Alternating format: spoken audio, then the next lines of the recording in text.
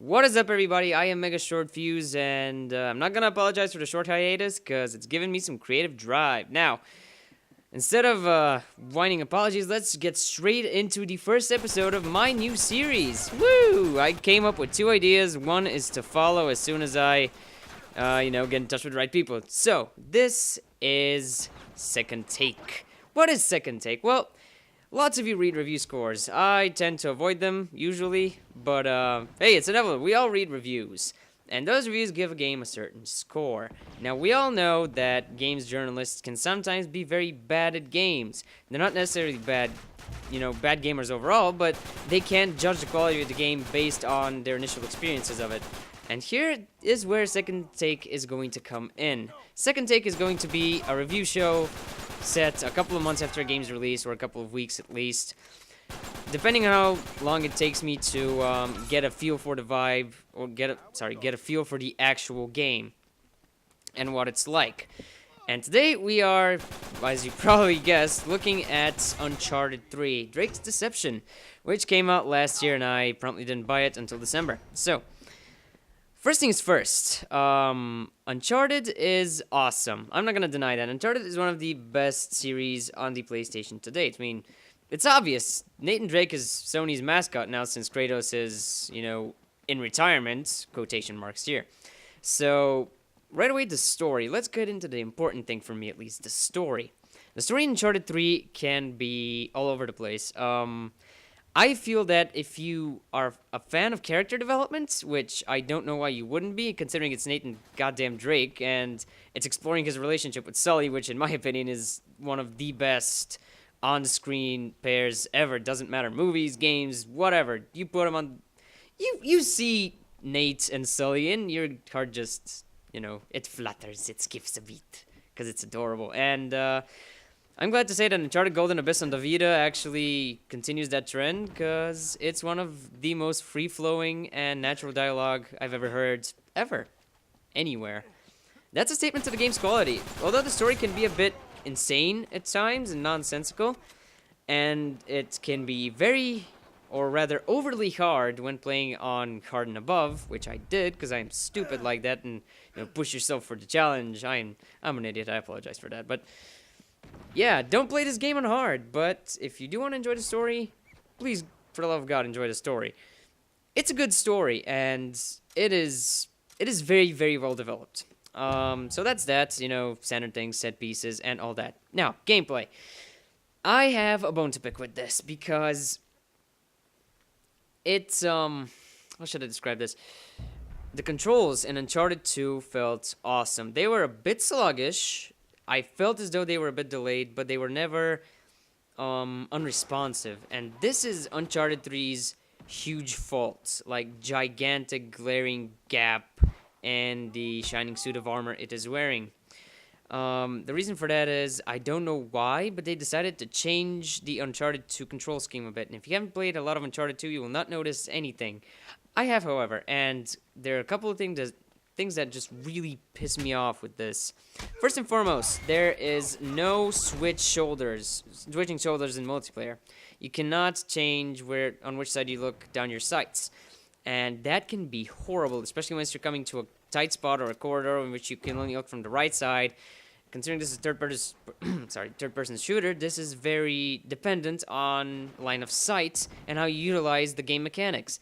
In this case, you have to utilize the parkour. You have to think outside the box about different ways of how to approach your opponents in multiplayer. And I guess we're talking about multiplayer as well.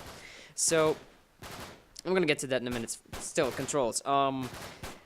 It feels twitchy. It feels very unresponsive. See here, I've been playing for the better part of at least 10 hours. I've been playing around with this game, and I just feel something wrong with the controls. I'm starting to get used to it, but there's this strange unresponsiveness and there's strange jitteriness that Uncharted 2 didn't have. See, I feel as though there is no aim assist, and jump on me, console gamers need aim assists. We do.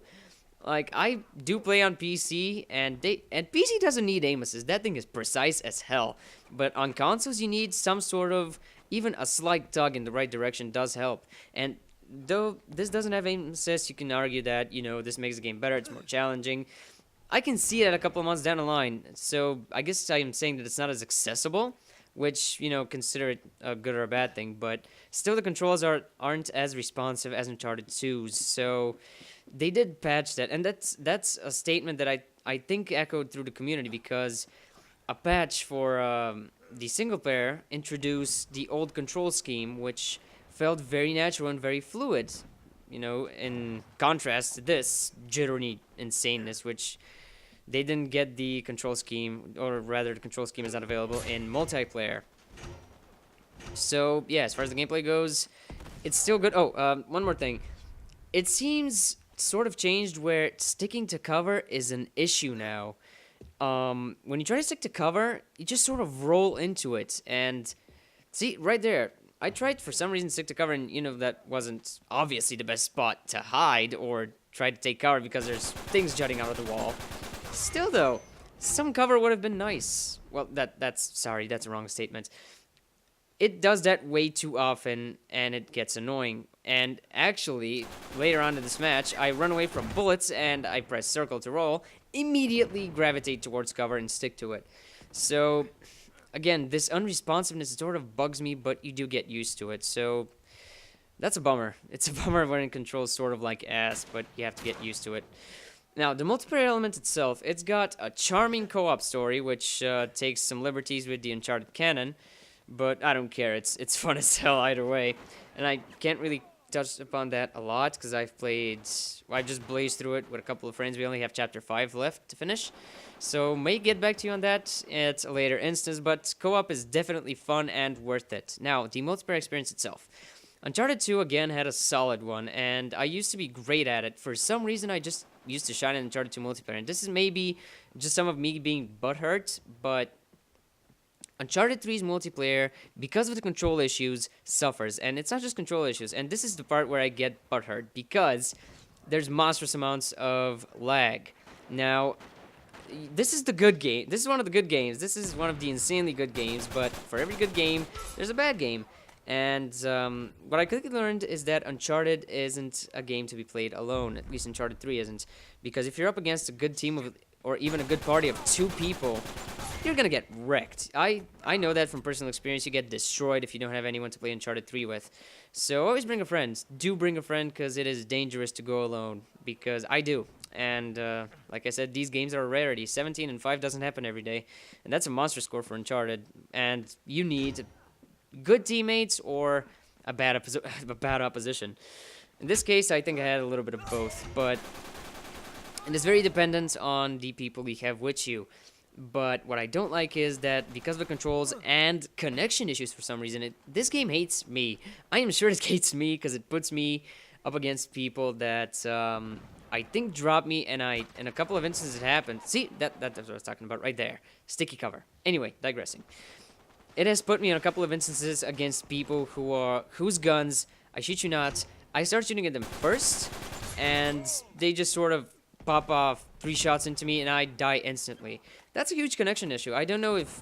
Tell me in the comments, has anything like this happened to you guys that own Uncharted 3? Because I'm curious to know. This may be a major problem. Again, this may just me being initially bad at the game and butthurt. I don't know. I don't want to criticize it for that, but I am going to say, despite all I just said, yes, there may be a bit of criticism pointed towards that. I'm not going to go too harshly into it because it may be patched, because Naughty Dog tends to like their fan base. So, yeah, it just, it kind of switches up my playstyle, since I usually rush and rely on instincts. I do tend to think a little bit, but this game forces me to think a lot. And it's hard getting used to it. I'm not going to lie.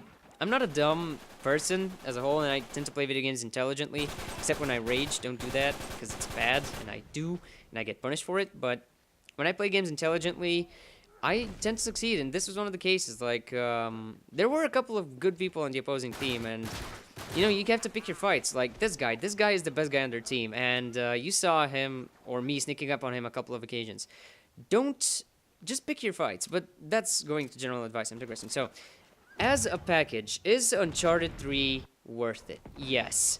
I would definitely give this game a pass, because it really depends if you're a fan of the Uncharted series and how much you're willing to forgive and forget. Or rather, how much patience you have. Like, I don't have a lot, but I love this game series so much that I'm getting used to the shortcomings of multiplayer. Not playing alone, that can be fixed, and the game as a whole is a terrific experience. It's a terrific gaming experience just because of the beauty of it all. Like, this is one of the best looking games on PlayStation 3, and PC gaming has spoiled me, I know, and that was the stupidest kill ever. But yeah, Uncharted 3 as a package is great. The story is amazing, but you won't really much care for it if you haven't played the other ones. Hopefully you do if you, for some reason, haven't bought this.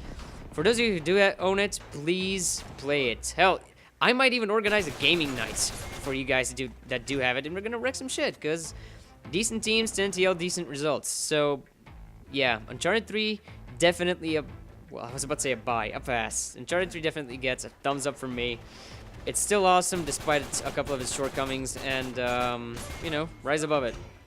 So, that's it. Thank you for watching this first experimental episode of Second Take. I hope that I've shed some light on Uncharted 3, and hopefully some of you will get back into it now that, you know that it requires a bit of patience, and who knows, we might even meet on this online battlefield of stupidly custom created characters and RPGs up the wazoo. So, thanks for watching, and yeah, bye!